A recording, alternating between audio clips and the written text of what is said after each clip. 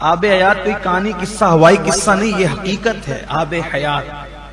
انہوں نے آب حیات پیا ہے، خضر کو مل گیا آب حیات، دونوں ڈھونڈنے نکلے تھے لیکن خضر کو مل گیا آب حیات، اس لیے وہ زندہ ہیں اور انشاءاللہ قیامت تک زندہ رہیں گے۔ ابھی بھی یہ زندہ ہیں اور سال میں ایک مرتبہ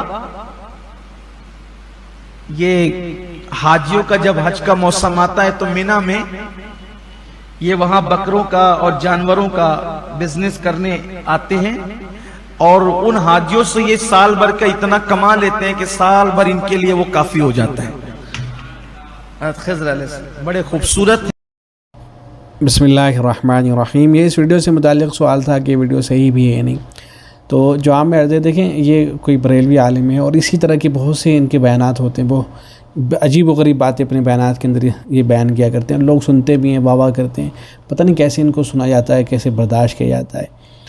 بہرحال یہ کوئی اس طرح کا واقعہ نہیں ہے جو ثابت ہو۔ پہلی بات تو یہ کہ حضرت خضر علیہ السلام کا آب حیات پینا، یہ جو قصہ بیان کیا جاتا ہے، اسی میں اہل علم کے درمیان میں اختلاف ہے۔ بعض حضرات اس کو باندھتے ہیں، بعض حضرات منع کرتے ہیں۔ حضرت اقدس مفتی سعید احمد پالنپوری رحمۃ اللہ علیہ تو اس کو افسانہ کہا کرتے تھے کہ صحیح واقعہ نہیں ہے۔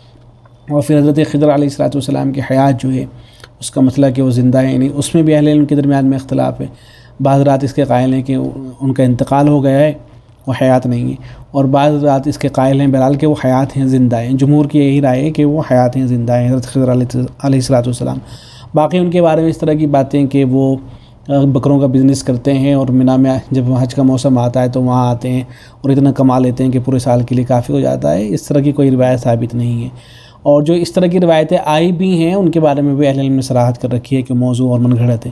مثال کے طور پر تاریخ ابن کثیر کے اندر علامہ ابن کثیر رحمۃ اللہ علیہ نے لکھا ہے کہ ایک قول یہ ہے کہ حضرت خضر علیہ السلام حضرت الیاس علیہ السلام ماہ رمضان میں بیت المقدس میں جمع ہوتے ہیں اور ہر سال حج کرتے ہیں اور اتنا آب زمزم نوش کر لیتے ہیں جو ان کو سال بھر کے لیے کافی ہو جاتا ہے۔ اور یہ حدیث بھی ذکر ہو چکی ہے کہ وہ میدان عرفات میں ہر سال جمع ہوتے ہیں، مگر ان میں سے کوئی بات بھی صحیح نہیں ہے۔ تو کوئی اس طرح کی جو روایتیں بیان کی جاتی ہیں، یہ اصل کیا ہوتا ہے کہ بعض اردو کی جو کتابیں ہیں جو افسانوں کے طور پر لکھی گئی ہیں تو ان کے اندر بہت سی اس طرح کی باتیں نقل کر دی گئی ہیں اپنی طرف سے بنا کے، تو بہت ممکن ہے کہ کہیں اس طرح کی کوئی بات مل گئی ہو اور انہوں نے اٹھا کے اسی کو جو بیان کر دیا ہو۔ بہرحال اس بات کو بیان نہیں کرنا چاہیے، صحیح نہیں ہے، ثابت نہیں ہے۔ السلام علیکم ورحمۃ اللہ۔